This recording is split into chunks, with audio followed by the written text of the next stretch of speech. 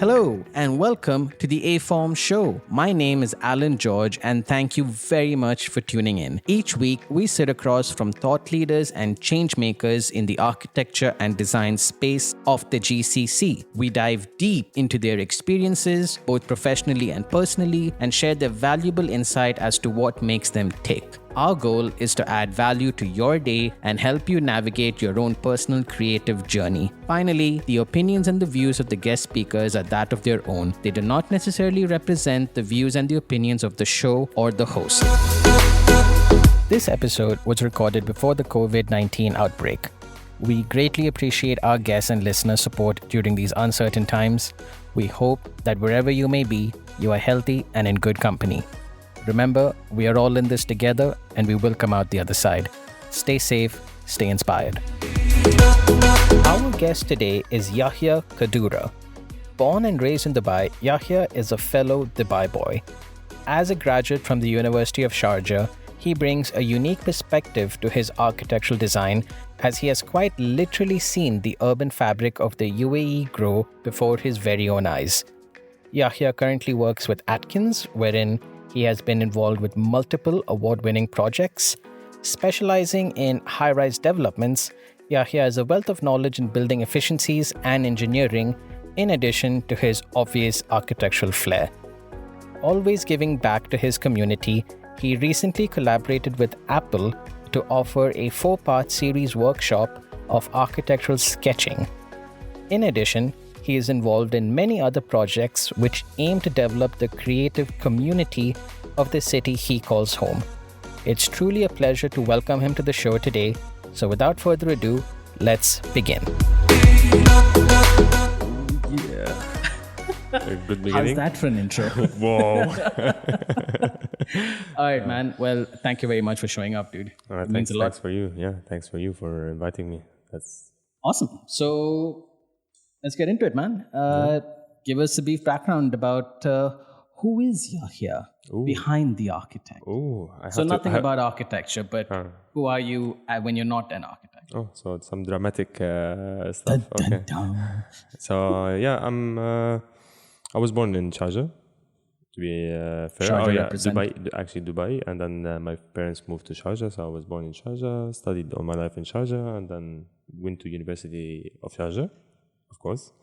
And then afterwards, I went after university. I went to training in Turkey, and then when I came back, I found a job as an architect in Atkins.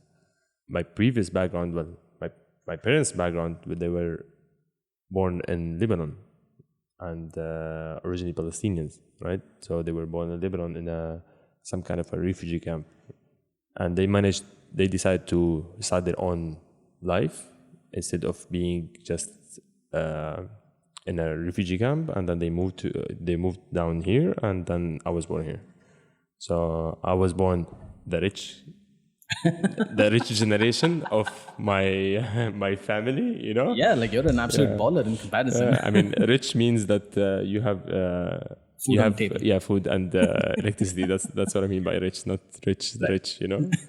True. So you study in Sharjah, you eventually go on to work with Atkins. What is it that you do outside of architecture? Or what's your hobbies rather, or what's your passion that you would want to do outside of architecture? Okay, let's start with the way I started architecture, I think, because somehow it shows why did I go for architecture. There is no dramatic story behind it. I mean, yes, I went to the refugee camps, and it's not like I can do something about it. Like, I wanted to build it, that's why I became an architect. No, I mean, yes, there is a lot of things that you want to change, and you being an architect, you can play somehow with a city, and trying to establish a really good, see the negative and try to make it positive, you know. Right. But one of the major things is that when I was a kid, maybe I wasn't more interactive with people, which somehow made me shift between being into the spotlight into being more artistic, let's say. So whenever you want to express yourself, you express yourself by art or your work as a designer, you know. So you start designing stuff and whatever. Again, being also my parents, since they were doing their best to be in the normal zone, you know, so we used to get the computers that you already have. For example, in your generation, you get the new laptop. I get the old laptop that you used, you know. So I was taking the previous generation of whatever whatever happened. So I was learning all the technology that's happening of the previous generation, you know. And from that, I was really like, I was interested in the computer itself, and I started doing. I did my first website. I was 13. I did an animation video. I was 12, and all this because I was curious to see how can this program work, you know. And then I found the animation video program. I'm like, oh, how does it work? You know, I have to create this 60 frames per second. What's 60 frames per second? Oh, 60 frames means each drawing is 60 drawings. I'm like, whoa, you know? I'm like, oh, I'm gonna test it. So you keep that curiosity happening, you know? Oh, and then, of course, from website to the stuff that's happening around you, you see curious, oh, how can I change this? How can I do this? You know, so I think this is somehow where I reach the point, okay, what I'm gonna do? Am I gonna be more into technology, or I'm gonna be more into developing a city, you know? Although they're both connected somehow, but I went to the architecture because actually my brother was studying architecture, and I was like looking at him, I was like somehow influenced, like, okay, oh, he can do this, he can do that. Oh, what if I was there, you know? So that was some kind of main motivation, I would say. And then of course I started studying architecture, and at the same time, like, there is a lot of things I was doing other than architecture. I mean, architecture is just a very general word, you know. True. I mean, if you want to go somewhere like really completely has nothing to do with architecture, I used to do sports, you know. So sports and architecture, this is the main thing. This is how I de-stress. I stress in architecture, de-stress in sports, you know. Which is quite common. I think a lot of us do that. Yeah, I think everyone, especially here in Dubai, I think a lot of people do that. Yeah. So what sports do you play? I used to go for weightlifting. Then I guess, is that professionally or no, it's just to de-stress, like 2 hours a day just to weightlifting until you start discovering how can you design your body, and then when I joined Atkins, well, me being an Arab, joining an European company they were trying to promote fitness and culture, like culture between the people, right? So they created this sport days where we all gather to do activity together, like a marathon or a triathlon, where I had to. Actually, what happened is that I was working, you know, and the big boss came to me. He's like, "Do you know how to swim?" I said, "Yes," and he left. That's it. He just asked me a simple question, and then afterwards, after 2 days, he's like, "Okay, so I signed you for this triathlon, so you're going to be doing swimming for 750. I'm like, whoa. You asked me if I know how to swim. You didn't ask me if I know how to race, you know? It's more like I know how to float. I won't drown if I'm in the water. Exactly. But swim is a different thing. Exactly. You know, when you swim like a frog, like when he asked me this, I was imagining the frog swim, you know, like floating on the surface with a frog move. Right. So, and then I started, of course, from one thing to another thing to another thing, so you start jumping in between. But so I slowed down a bit now. But I mean, this mainly was the thing. And what's interesting, because we do it as a group. So I was swimming, for example, I was swimming for 750. The guy who was racing, he was a guy who was a regional director. So I'm regional director of the company. So it was really super nice vibe between us, you know. So we get to know each one. The cyclist was the CEO of the company. Also, he was there. So we were like competing between each other. So it was super interesting. So of course, it creates this competition in a very interesting way. So of course, you get hooked into it at the same time. Of course. Like, because you want to do better. So you train more. The more you train, the more you feel like, if I did this, if I trained in like this, then I will improve in a better way, you know, on a faster way. So it was. And I think that format's interesting, because it's not that you're doing it on your own, right? Like your performance is also accountable to other people. Yeah. So, I mean, that's just added pressure, I want to say. But but I mean, that's the kind of stuff that makes you, you know, do that little bit extra, that little bit more, which you would otherwise not. At the same time, because it's an office thing. So if everyone after work, they're going to train, so you feel like, oh, I need to train, you know? Yeah, like what am I going to say? Yeah, exactly. And then if I'm racing with my team is the managing director, he will look at me like, "Are you gonna put me down?" You're like, Exactly. "No, I won't put you down." I will be there. No problem. So it was very interesting. At the same time, it was something new, you know. So it's like you're discovering something new, but it's not like really discovering, but you're doing something new, like a triathlon. Oh, I joined this triathlon, which was in the Palm, which I never been in the Palm because I'm live in Sharjah, you know. Like, whoa, this is really big. I want to join, you know. Right. So it's very, very interesting. And of course, you get into one, and then the next time you start knowing who's good, who's fits your somehow Your vibe. your vibe, and start like forming a group and start training together, and it's very interesting. Yeah. Yes. Is that the kind of camaraderie then you take into a studio as well? Because this happens outside the studio, I imagine. The training, you mean? Yeah, because I mean, it's kind of like team building in a sense. Yeah, it is, Because you're getting to know the people who you work with. So once you have those bonds and you work well with this person or that person, does that then reflect when you're working professionally in studio as well? Of course it does. Even the vibe of the office. If you feel like you're going to work just to work, your energy is different from you going to work with people who are somehow your friends because you hang out together and train together, you know. Right. So somehow it becomes like more like part of your lifestyle. True. Than just work, you know. The vibes. I'm just talking about the vibes. Imagine the teamwork that's gonna happen, and the other developments that you could do other than like forming groups to improve something in the office. I mean, of course, which is. So this is also builds a lot of interesting stuff. It's just not only races. It could be like camping or like small little events, you know. Absolutely. But if I never went for a triathlon, let's say, I would have never met the CEO, for example. I would never have talked to him, you know. What I would have talking to him, you know. I'm a graduate. At that time I was a graduate. He's like 40 years more older than me. So come on, what I would talk to him to what, you know. So it was very very interesting. Now we see each other. Oh, how was swimming? Oh, I'm doing this, I'm doing that. How about you? Okay, how about we join the next race? So it is interesting. Nice. Awesome, man. That's really good to know. I mean, like I can already kind of picture the vibe that you guys have going in the office. Yeah, it was very interesting. Sounds really cool. What kind of projects are you focusing on nowadays? Anything of interest that projects you're in looking terms forward of, to? So I'm working now in a residential project with one of the clients.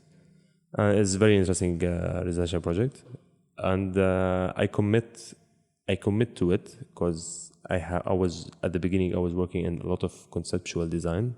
Right. So creating ideas, trying to form how can we create the next top hotel, you know, how can we create the next iconic, the word that everyone hates, even me, I hate, tower, how can we create this, how can we please the client, of course, means also pleasing our quality, so we can balance in between both. So how can we do that, you know? So that was at the beginning. Then there is a point, of course, there's ups and downs while you work. So there was a point where I felt like, okay, I'm doing a lot of conceptual work, but if someone who has experience in building a project and has more conceptual work, then it becomes more powerful somehow, because you can understand how to construct this, how to do this.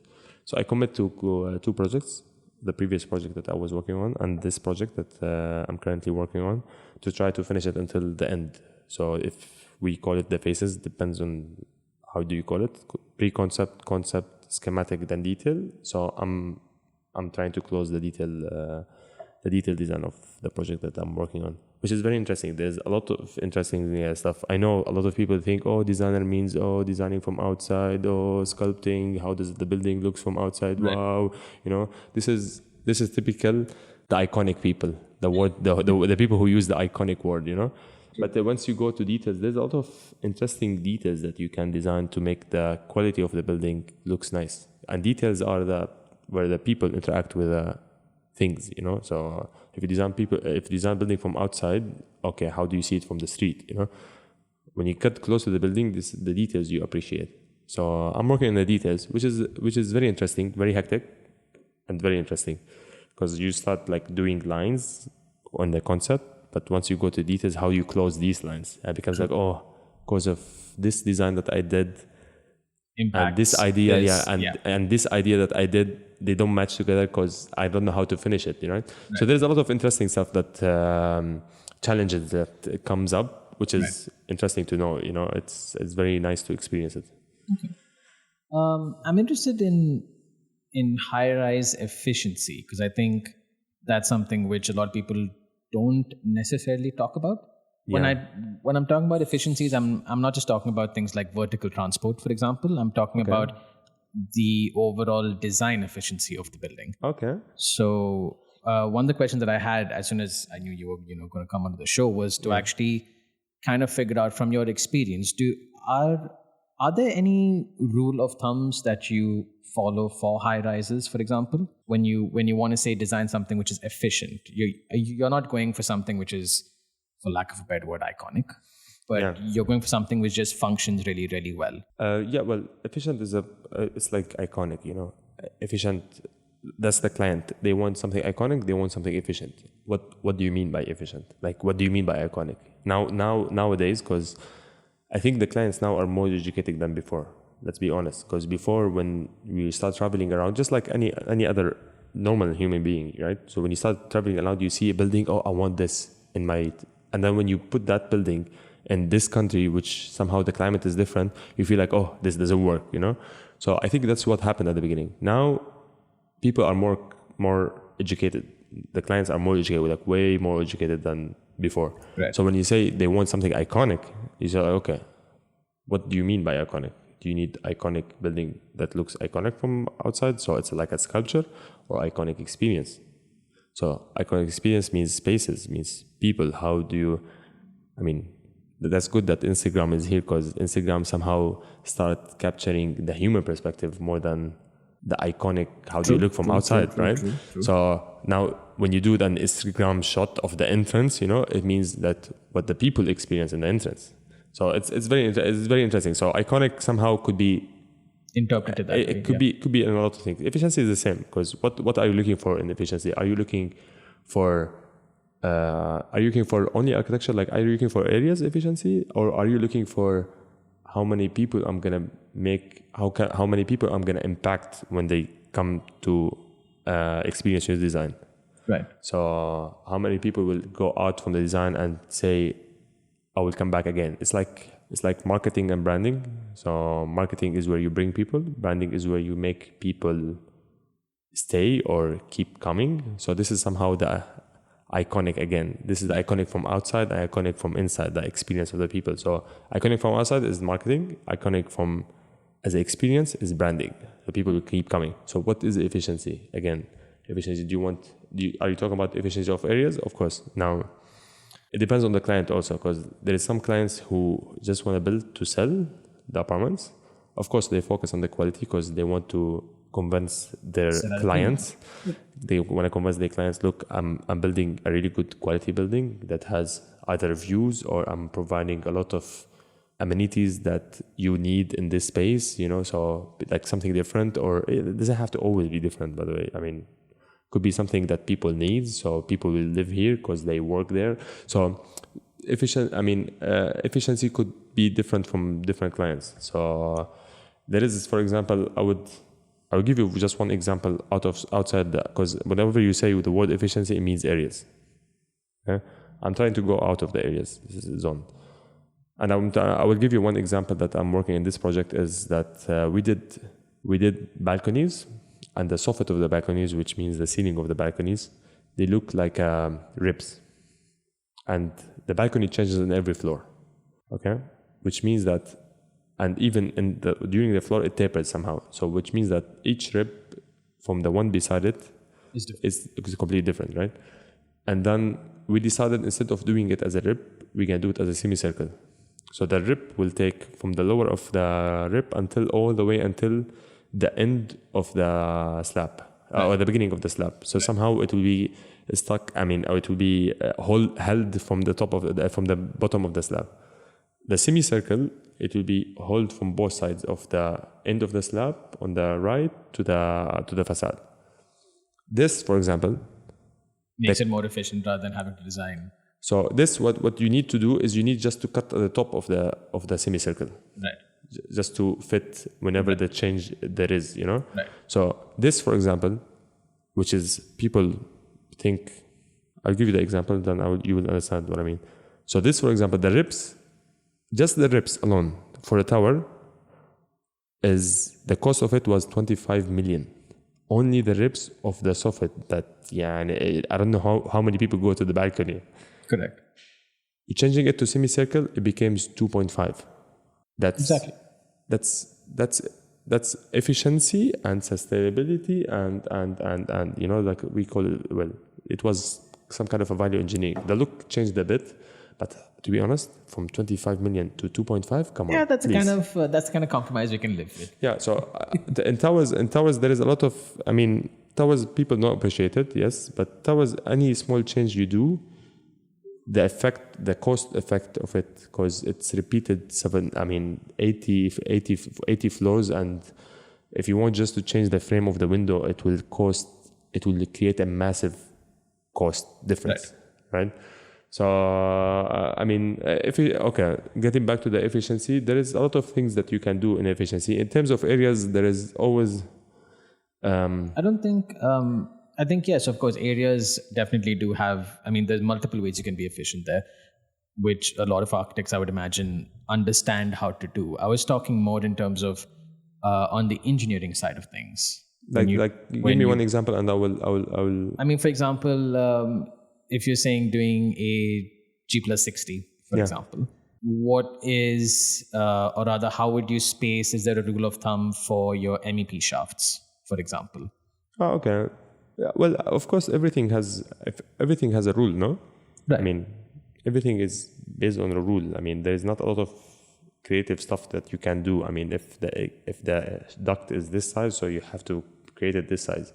There is a lot of solutions that you can come up with to reduce the cost, just like the example that I gave you.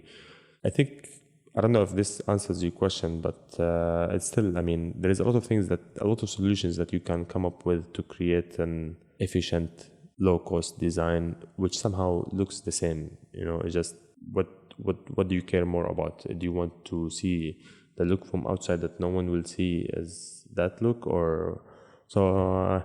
From I would say planning efficiency, let's say, usually we use the ring system. There is a lot of systems that you can use, okay? If you're using a tower that has the core in the middle, then you do a ring system, which is the core, then the corridor, and then the services, which is the toilets and the kitchens, and then you have the beds. This is efficient. Why? Because all the bedrooms has a view. You don't need a view in the kitchen. It would be nice if you have a view in the kitchen, of course. But would you prefer? Ideally, if you had to pick, then yes. So this is playing with spaces. So this is more about playing with spaces, and this is a more human scale. So would you go for closed kitchen or open kitchen? And this is a whole debate. Do you want to feel the space is bigger, or do you want to feel it's closed just to reduce the smell from the kitchen to the... So there is a lot of rules that you can use. At the end, it depends what are you looking for. If you're doing a luxury building, then the spaces, then the areas are different, right? And then if you're doing a luxury, then your target clients of your client are different. They're looking for kitchen has to have a view, of course, because it's a luxury apartment. So there will be, of course, each type of category will... I'm sure it varies from client to client, of course. Yeah. Okay. Since you're heavily into high rises, it seems. I am, yeah. Where do you see the trend of residential developments going? Do you think that we're going more towards higher and higher, or are we going more towards, say, something which is more compact, more robust in terms of developments? What are you seeing clients coming and asking you to kind of do next? I had a workshop with. I was lucky to get into a workshop with Amar.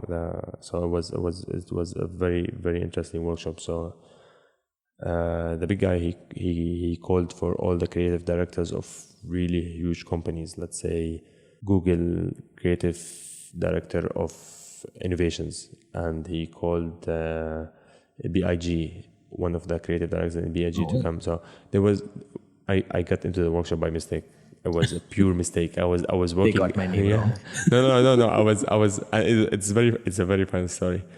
So, but there is a point which is very interesting at the end. So I was working late on Thursday. I was working late, and the guy was, one of our directors was leaving the office, okay? And he was like, "Oh, I have this invitation for tomorrow's workshop, which is Friday in the morning, you know. Do you want to go to it?" I told him, okay. Wow. Yeah, I told him, I was like, okay, what is this workshop? He's like, it's going to be interesting. Take it. I said, okay. And apparently, there's one guy who was going there. He gave him the invitation to go there, and he couldn't go there, so he gave me the invitation. And the big guy from the developer, they sent the invitation to this guy because they're gonna bring all these creative people, and they want someone who knows the area, and at the same time who can help them in sketching and help them in creating illustrating their ideas. Okay, so I went. Now, I didn't know what was the workshop. I didn't read what's happening, you know. He told me, just take your laptop and go. So I went with a shirt, and I went to Souk al-Bahar. I was in Souk al-Bahar in the morning. So I went in the morning, and everyone was in suits. And I was in a shirt in a bag, you know. And I entered, and everyone was like telling me, go to the left, go to the right, go to the left, go to the right. So I was in suits. I'm going until I went to the room where all these creative directors, they're wearing shirts. All the people who were hosting them, they were wearing suits. So when they saw me wearing a shirt, they thought I'm one of them. Oh no. So they got me inside the room, which I supposed not to be inside the room. Okay. So I got inside the room, I was sitting, and they gave me a seat of someone, you know, which I didn't know. So the big guys came without mentioning names. They were sitting behind me, you know, like I understand. really big guys, you know. We all know who you're talking about. It's cool. So I was sitting, and it was very interesting because the workshop was mainly talking about the city of the future. Okay? Right. How do you imagine the city of the future? Now, when I say the city of the future, the first thing comes to your mind is like flying cars and technology and robots flying and some alien shit happening, you know. These creative people, their idea about city of the future was more green. Trees, human like Interaction. human spaces, which is a bit. Okay, there is technology. Of course, a couple of people were talking about technology, but a lot of people, they were talking more about we should focus about the human more than the technology. Yes, technology, we developing the technology to serve the humans, right? So we need to more urban spaces, more human spaces. Let's call it. Okay, so all these are from the big creative guys, you know. So when you start working with a client and he tells you, okay, I want the futuristic building. So what is futuristic for you, you know? Right. If you want a futuristic building that everyone remembers, it's going to be for the humans, right? So whatever technology that you're going to add, of course, technology is important, but whatever technology you're going to add, at the end, you're doing it for humans. So there is a lot of, for example, lack of urban spaces. Yeah, so you can try to create urban spaces, like try to create some kind of a community between the spaces, especially if you had the chance to do the urban design of the neighborhood. It's very interesting because you can play with a lot of interaction between the buildings, not just blocks and just you build the tower, right? So there is a lot of, if you see a couple of my work, you will see that I try to do that. Of course, the clients, some of the clients their perspectives are different. So you try to, of course, as a consultant, you need to consult them, right? So you need to tell them how it should be, you know. So there is a lot of clients, they're really interested in this. And of course, there's some clients, they're looking for something different. So you might find a bit of difficulties in between that. So yeah, like if you go, for example, to Singapore, in Singapore, they have in one of the regulations of the country that you have to have urban gardens or urban spaces within the couple of developments, right? So this is very interesting. If you go to Barcelona, they have the super blocks idea, right? So this is very interesting. Super blocks is actually serving the humans. I mean, you're creating spaces for the people more than the cars, you know. So this is very interesting. So there is a lot of stuff that you try to push the human value more than just create a futuristic building that looks wow, you know. So yeah, I think there is a lot of stuff that's happening. There is a lot of Especially that whenever you look at the researches, they say that if you go to autonomous driving, okay, if you go to the researchers, they say, oh, there's 70% of the people in the future after whatever 20 years, they will live in a city. What does that mean? Oh, we need to build more the city? No. Oh, well, yes, we have to, but at the same time, that means we need to be more efficient. Right. How do you be more efficient? You as a one person, well, let's say, okay, animals usually, he occupy whatever he walks in, right? We as a humans, oh, I have to have an apartment here, I have to have a parking, I have to have a car which has a parking here, and then the office, my office, this is a space, and the parking of my car. So one human occupies a lot, right? So you're Of square using footage, yeah. the square, yeah. So and when I go to the when I go back to home, the office is empty. So all the let's say office buildings, let's say office areas, they will look like a ghost town at night. Right. In the at night in the residential areas, they look live. The other way around, of course, there's a shift. Right. So you will see in the future, you will see that there is a lot of Overlap shifting, between these two. shifting functions between two different functions, right? That's why if you look, this is one of the graduation projects actually I did. It was more like shifting functions between an opera house, a theater, to an event center, because it's event based. The way you want to divide, the way you want to, I mean, there's an event based, there is where people are occupying more, you know. So it's event based. So whenever you want an event, you have a flat area. Whenever you want a theater, then it becomes a theater, you know. So instead of building two different buildings, an event building, and so you mix two functions together. So I think in the future we'll see a lot of mixing functions together. Right. So mixed use developments, you think? Mixed use development is part of the idea, I think, somehow. Right. Like instead of having one hotel and one residential, you know, how about we mix it together, you know, and then we have the facilities of this and the facility of that together, you know, and of course, and at the end it goes back to making money, right? Of course. So We all want to make money. Yeah. Awesome. Another question that I had, which is a little off topic, so bear with me. For those of you who don't know, Yahya recently bagged, was it Young Talent? Young Talent. Yeah, right? Young Talent Award. Young Talent Award at Design Middle East. Yes. So congratulations. Yeah, thank you. Thank you very much.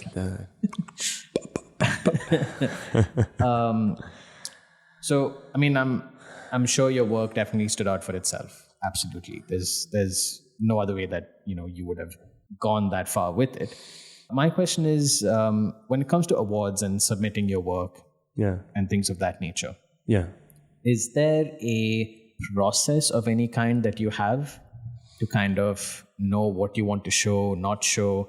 Are you more of here's 50 slides of my work, or are you more of this is one project with 5 slides and that's what I'm submitting, that kind of thing? I'm trying to understand how you would present your volume of work, because obviously over time you tend to get a lot of projects and it becomes a little tricky on how to actually compile that. Yes, and this is, I think, the problem of everyone. Like if you go to the photographers, for example, or videographers, usually, even when they create the cinema videos, the main problem is how they cut their video.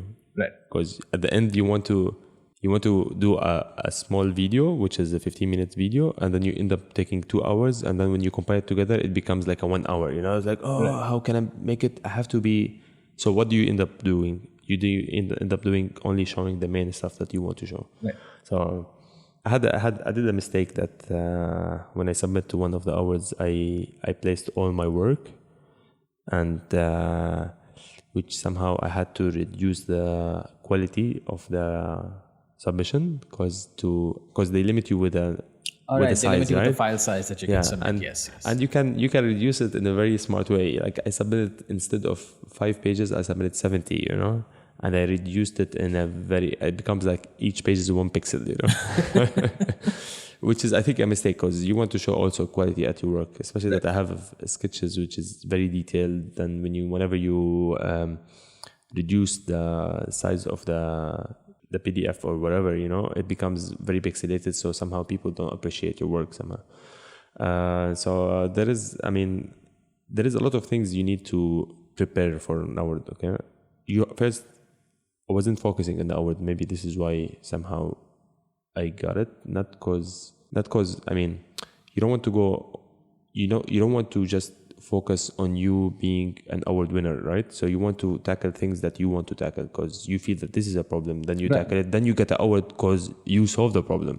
Not because, oh, there is an award about designing a tower. I will design a tower and then submit it as an award, right?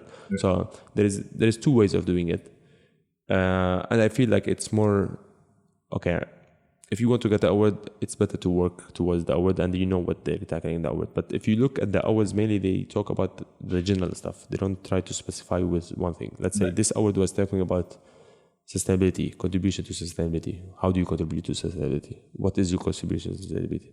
What is your current work? What is your built work? What is your future plans? So they talk about a couple of stuff. And in the portfolio, you show mainly, you answer these questions by your portfolio. So, yeah, so I mean, most of the hours is like this. I mean, architecture hours are mainly like this. I mean, what else are you going to talk about, There's innovation ideas. If you did good innovation design, I mean, directly you will get recognized, right? What is innovation design? That's another thing. So innovation design mainly when you tackle a problem or you create something to attract or to make this something iconic. I mean, iconic as an experience mainly, right? So this award, I think I had a couple of projects which supported me a lot. I heard that they somehow selected me because I have built projects. And some of them were interesting build projects, like let's say Blue Waters. Blue Waters, we did work on the 5-star and the 4-star hotel, which is Caesar Palace, and then you have the service apartment, which is happening in the back. And by that time, I was still a junior when I worked in the Blue Waters. And everyone was fighting for the 5-star and the 4-star hotel. Everyone wants a 5-star and 4-star hotel in their CV, Who wants a service apartment? What is service apartment, A G+7, while you can do a 5-star hotel with 500 keys? Come on, man. Go for the 5-star. But I was still a junior. I can't compete with these people. So I took the one in the back. Yeah? And even actually, it's not like I joined. The guy pulled me into the one in the back. I mean, come on, man. We can do it together. He gave me a couple of sketches and I work on it. And I had a line manager. He was really good, called Prabhu Ghosh. He's a designer. He's a really good designer. He has the eye of detail, so he looks at the details a lot. So he was pushing me a lot to the details, and like, oh man, come on, I want to leave. He's like, oh no, you have to do these details because these are important. And now the project is built. Then I go to the site, I look at the building, I'm like, whoa, that wasn't SketchUp. I did know SketchUp, and that panel, I was thinking to put it here or there, and I wanted to go home, so I pulled it on the left because I didn't want to think. I just wanted to go home. Yeah, exactly. Yeah, imagine. So I look at the building, I'm like, whoa, and the building looks really good. The building looks really good, and there was a lot of inputs. It's not like because I worked on it. There was a lot of inputs. Mainly, he was driving the design, to be honest, with another Spanish guy who put his hand on it, and I was mainly trying to solve the little issues here and there. Right. So these stuff, I mean, of course, it adds a value to your portfolio, which is the submission that you can add at the end. So there is a lot of extra stuff that I did outside work, and there is a lot of stuff that I added, which I added because I had nothing at work somehow. Like after work, I finished my job and I was like, okay, they're doing a competition. I can just throw to them a couple of ideas, because you can. I mean, who do you know? I mean, exactly. If you get good idea, they might take it. If you get good idea and they didn't take it, so what? Exactly. So I started throwing a couple of ideas here and there, and some people take it, some people don't take it. I mean, it's all right. And a couple of ideas they managed to go into their projects, and then it becomes you part of the design. Right. I mean, getting the idea more than the design, because the design is very complicated, right? So then, of course, when they get your idea, like, how about you work with us on this project? So you start working on that project because of the idea, which is you thought an idea and they took it, and you work in this project because of your idea, So it becomes interesting. So your portfolio becomes interesting. So yeah, I think this a lot of stuff that I worked on, even these researches, that the one I'm telling you about, more about efficiency and sustainability, efficiency and the human spaces occupying this, all this compiles and goes to my portfolio. So any research that I'm gonna do, I put it in my portfolio, of course. Right. I'm just gonna do it and throw it away, you know. So I do it, present it to the client, and I put it in my portfolio. So these stuff, when they added together, it looks like, yes, I'm doing projects, plus I'm thinking about something. But you're also doing self-development on the side. Yeah, and I'm trying to improve something, and I'm trying to do so it became a lot of stuff happening together. So when you look at the portfolio, you see, oh, there is a lot of stuff that's happening. Yeah, it's good and bad somehow, but it I think it left a good impression to the judges. Clearly, I mean, you won, so Yeah. clearly it did. Clearly it did. No, but that's interesting because I was actually wondering myself. I mean, obviously, I didn't submit anything, clearly. Yeah. But I was wondering that if I had to, like, What would you put, you know? Sorry? Like, if you had to submit, what would you put? Exactly. That's what I was thinking. Yeah. And I just got so handicapped just thinking about it. I'm like, oh, I could do that and then that and then that. And then in my mind, there was already like so much work and I just couldn't, like filter it out. So that's why I wanted to hear how you went about it. It is difficult. And there is a lot of things that I did, as you know, that I throw it, like, it's very scattered, you know, like I did the sketching, the sketches that I did, I sold one sketch for, the sketches, I started with a sketch that I did a cross section for a church and I posted on the internet and someone called me and contacted me. They were like, oh, how about we have a client. They want 16 A2 sketches. How about you? 60? Huh? 60 or 16? No, 16, man. Come on. You want I was like, see you next year. Yeah, exactly. So they want this 16 images as a entrance to their penthouse, you know. Yeah. How about you do that? I'm like, okay. But to be honest, I didn't know how to sketch that time. I didn't know how to sketch that much, you know. I was like practicing. Yes, if you look at the sketch, it looked very detailed. But this sketch is not a sketch. This is drawing for me because it took me three days, you know. Right. Which sketch mainly is something you do it very quick. Right. Anyway, just to cut it short, the story, which you can go in details if you want to. If you want to, we can go in details regarding that. But the idea is that I did the sketches, which is Italian urban sketching, and I have futuristic designs, you know. I mean, futuristic doesn't have to be Zaha Hadid designs, you know. I mean, you have contemporary designs, you know. I'm like, okay, this guy does classic and this guy does at the same time contemporary, you know. What's happening here, you know? He doesn't have one style, you know. So I was like, oh, that's interesting. I never thought about it. To be honest, I never thought about it. It's not like I'm preparing for it. I never thought about it. But these little stuff that I did here and there, when I compile it together, you start seeing things and you start somehow planning the future. Like, okay, now I can focus on this and that. I can mix between two different things that you have done already, which is very interesting. And by the way, I really recommend if you want to go for it, because somehow it starts shaping your way of thinking to the next steps that you want to do. You know, it is very interesting. I really recommend it for anyone just to try it. Try to focus for an hour, submit, and they select one, right?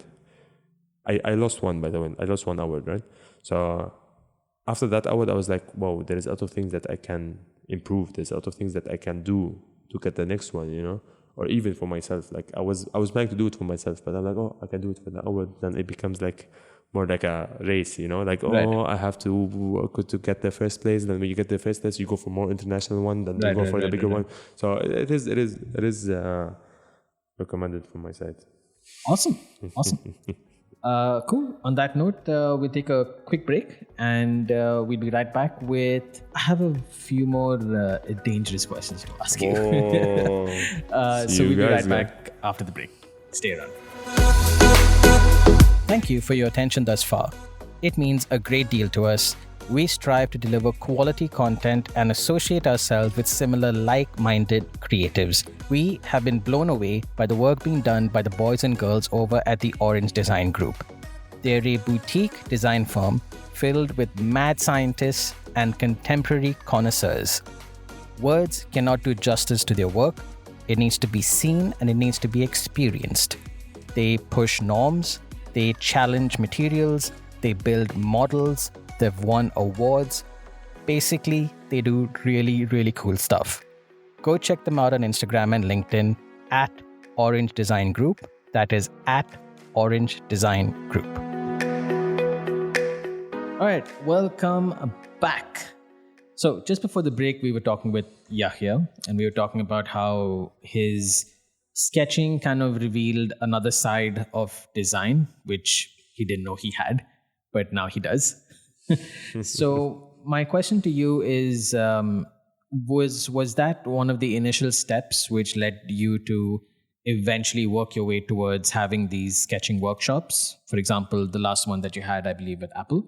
Do you think that these experiences are what led you to eventually go on to do something like that? Or was that something that you always wanted to do? To be honest, I started sketching because this guy that I mentioned, Crypto Ghosh, while he's working, he sketches, which was very interesting for me. He sketches a lot.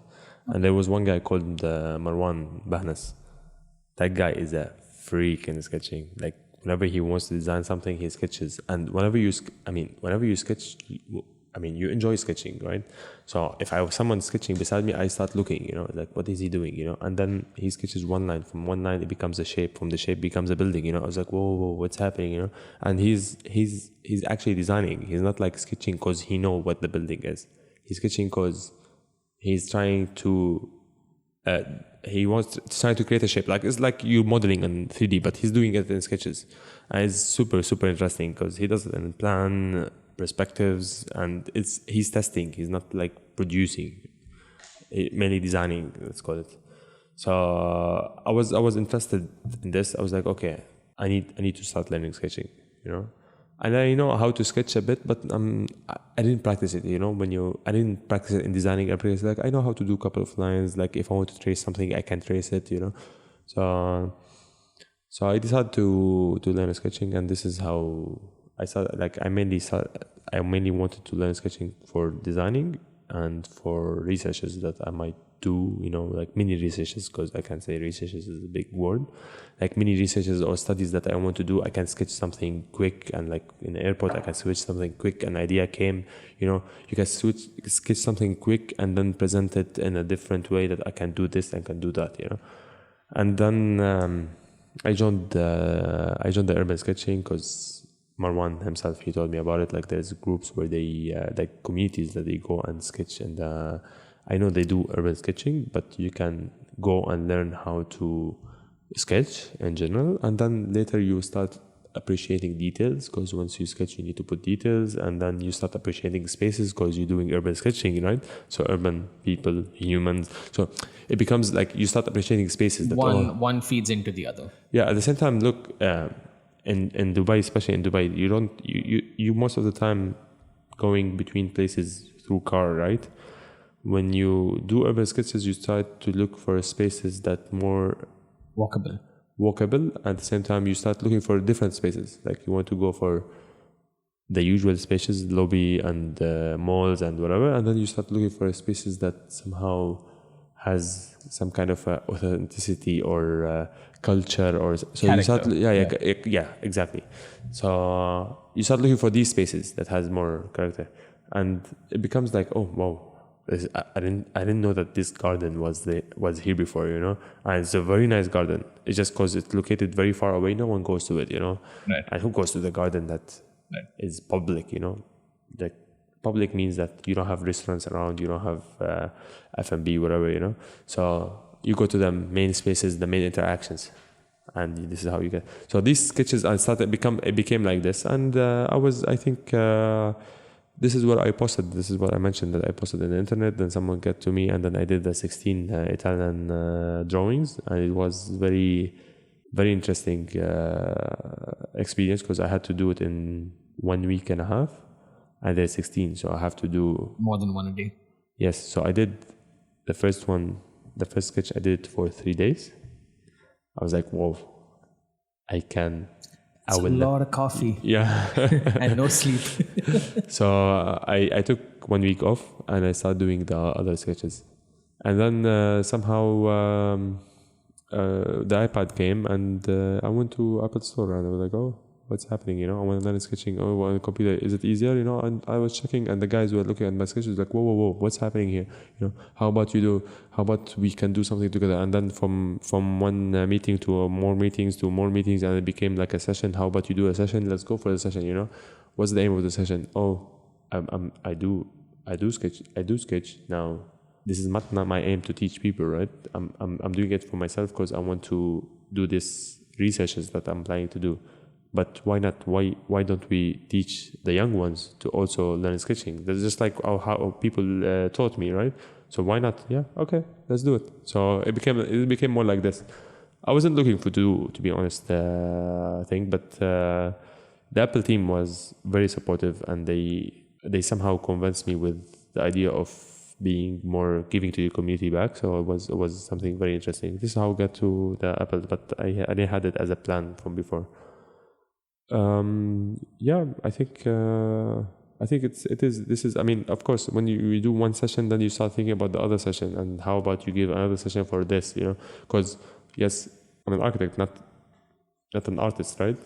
So if I want to give a session, I would give a session about design, you know, how you give a session about design, what you're going to tackle, so you start asking yourself, whoa, what's happening, you know?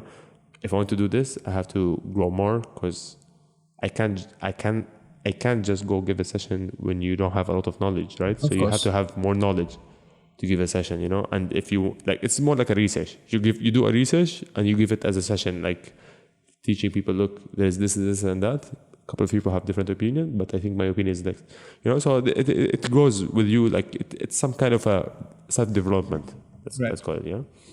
So how was your experience out of that? Did you, I guess what my question is, did you come out of that knowing that you wanted to teach more?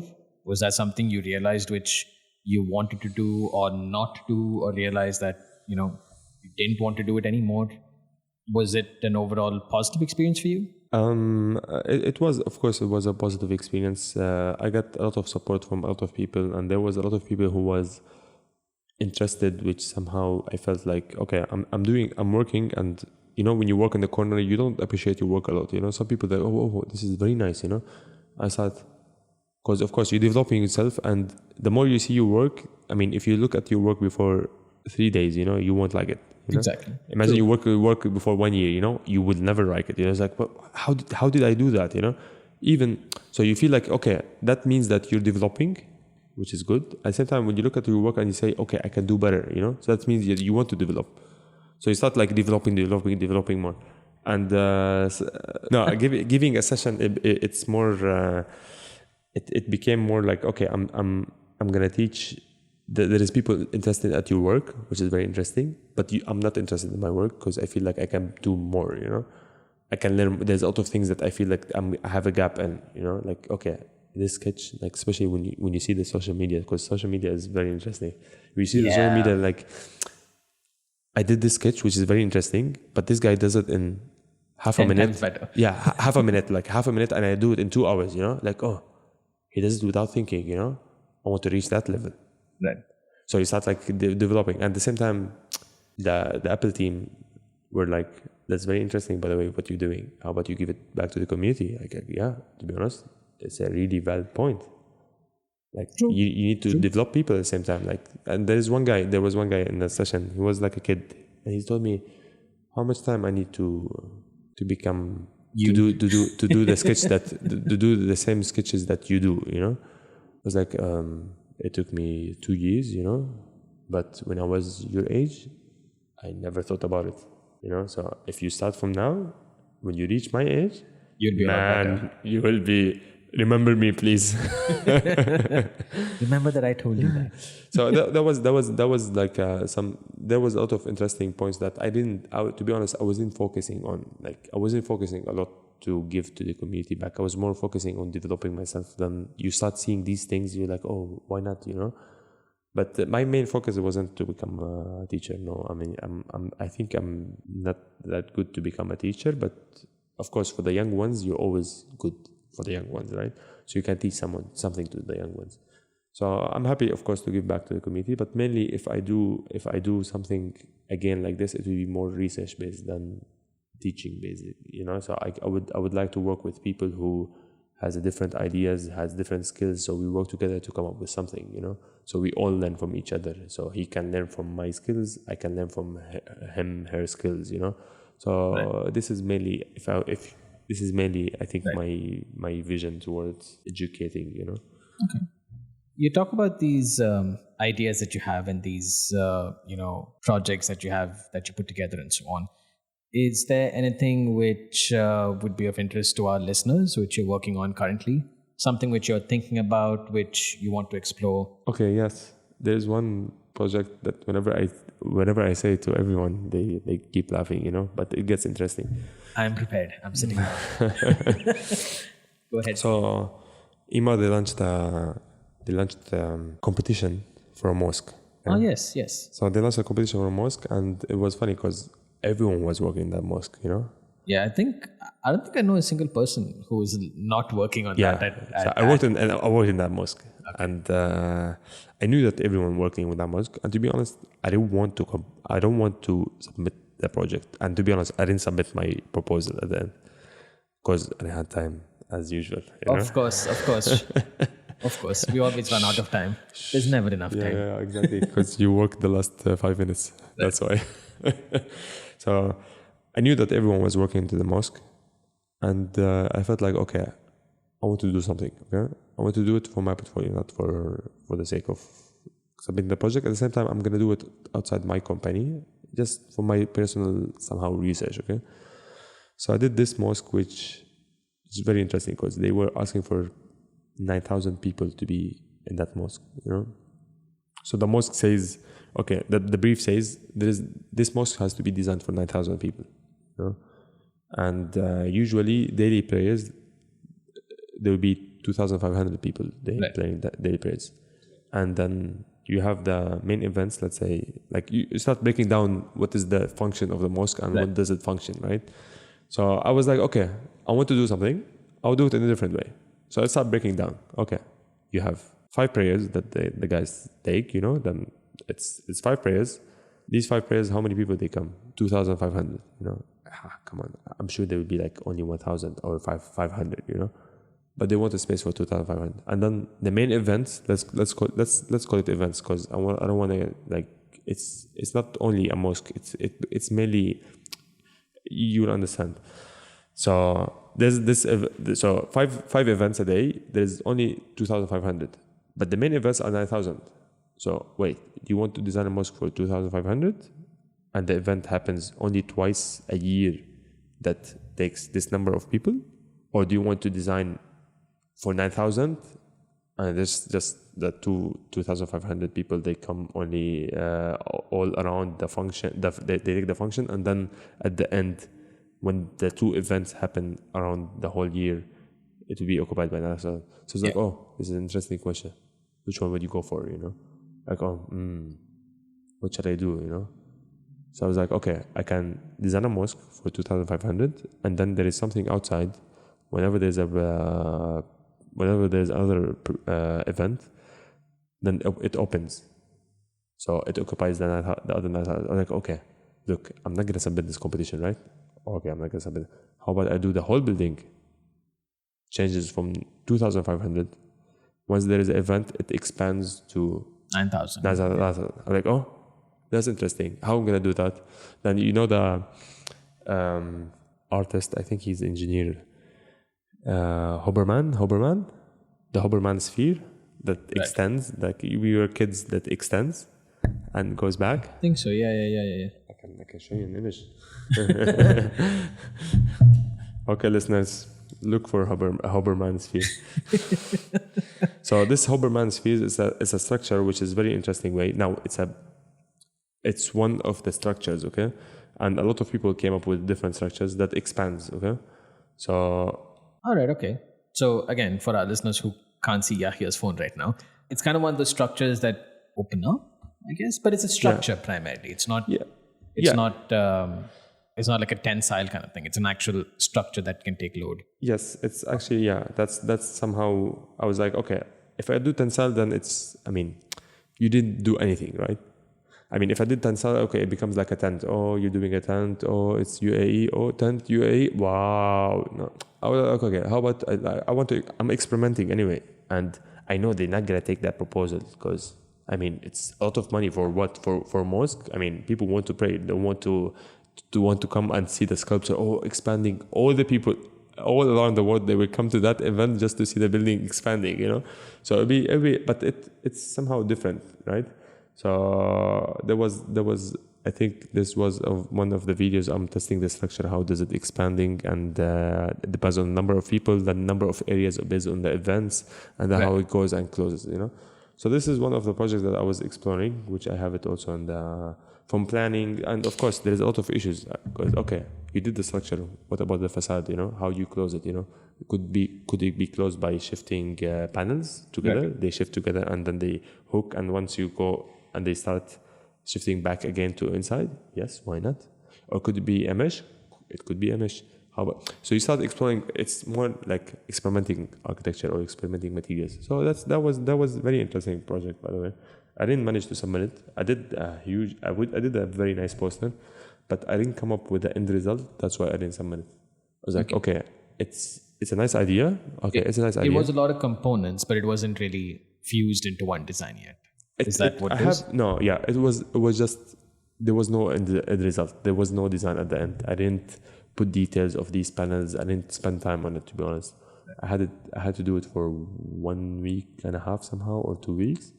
So I had to how I'm gonna solve this, how I'm gonna do this, how do you calculate the area of the circle of the panels, of the angle of the panels, right, and linking it to the area. I was like, whoa, that's too much, So at the same time, like, okay, I can put this idea, and then you create a really nice concept, okay, you want to make it a bit realistic.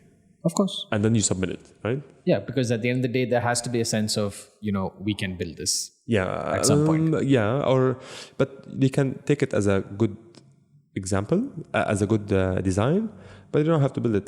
This is a very nice design. What was your idea? The idea is to, you remember when I was saying shifting places, right. shifting spaces? Right. Now this is somehow the same. It's more like efficiency and, okay, of course. You're kind of overlapping, say, a public program with the program of the mosque. Yeah. So you kind of have, when you don't have the requirement of the 9,000 people, then it becomes public space, everyone can use it, that kind of thing. And then when you need the event space, it expands and you can actually use that space. Exactly, yeah. So that's in a sense, like how we were talking about earlier, that in a sense is efficiency of use. Efficiency. There's the keyword again. I should be a writer. So yeah, I think this was one of the projects that I really liked because it's outside the company. Because usually whenever you work in the company, you're just being very commercial, which is interesting because everyone going through the exact commercial way. How can you be different? Right. That's the interesting stuff. Now competitions goes different because you can submit whatever in the competition. So yeah, I think this is competition. You can take it as a chance for you to flex your muscles, as they say. Like I can try to do this. I mean, no one can say no, right? I mean, you don't care, except if you are in the company doing it with the company, then they will be like, whoa, what's yeah, exactly, yeah. So yeah, this is one of the projects that I really liked because it was more thinking and more talking about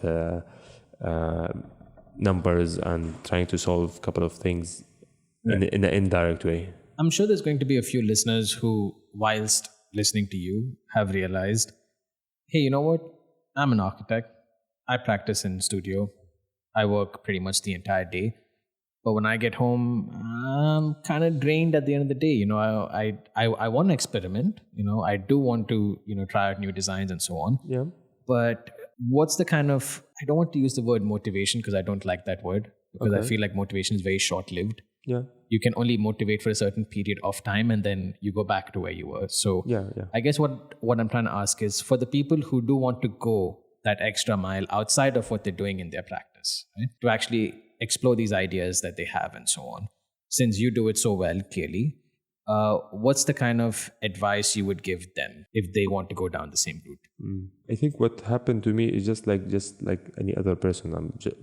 We're all like normal human beings, you know. I had my downsides. I had my, where I'm going, let's say, after work, and that's it. I don't want to see a computer. I don't want to design, you know. I just want to chill. So you have your downsides. I mean, you can go up and down, but the main important thing is there's one quote that I don't know who exactly says it. It says, okay, you're after. Actually, look, I can tell you from the interview that I had with Atkins, and I mentioned this to a couple of people, and even in the portfolio I placed it, because this is where I start like, whoa, what's happening? He told me, look, you're coming to Atkins, right? So yeah, it's like you just like any other people, no? Just like any other, all the people, they come from 8 to 6. They have to deliver what they need to deliver. They get the salary, and that's it. You can do that, and you can develop yourself. What do you want? You don't want to develop yourself? You have to give from 8 to 6, whatever you want to deliver, and after that, you develop yourself.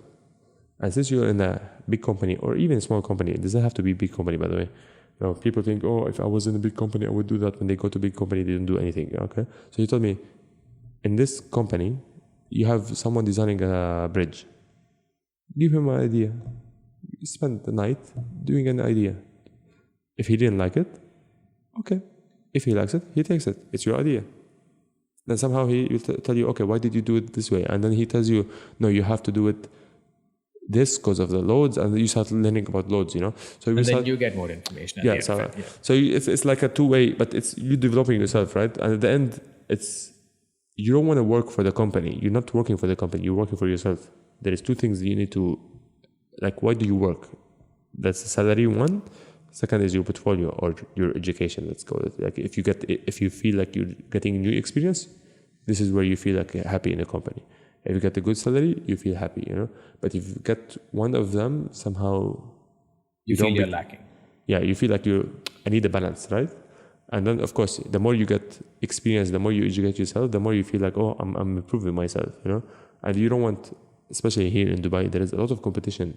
There's a lot of competition, which is out of force on you that you need to keep up with these people, you know, like, oh, I need to keep up with these people. There's a lot of people. Why would they select, you know, why would they select someone from Sharjah, University of Sharjah? Who knows University of Sharjah, you know? I mean, internationally I'm talking, okay? Why would they select the University of Atkins, select University of Sharjah, someone who lived in Sharjah, not someone who was in Spain and whatever? Why would they select you, you know? So that's a valid question. Like, whoa. I'm like, I don't know. Why would they select me? But when I tried to explain my work, I felt like, oh, how about show me this, show me that. I felt like, okay, do you have a couple of things that works with our projects? Okay, we can try you for 1 month, and then for 1 month you feel like, oh, I'm pushing. He's like, oh, this guy is pushing. This guy wants work, you know. We give him more work. You give him more work, I want more, you know. You feel like you become hungry, you know. So the people who somehow they became lazy, which is normal. I mean, anyone can become lazy. Even me, I sometimes become lazy. But I think they have something missing in their balance between these criterias, you know.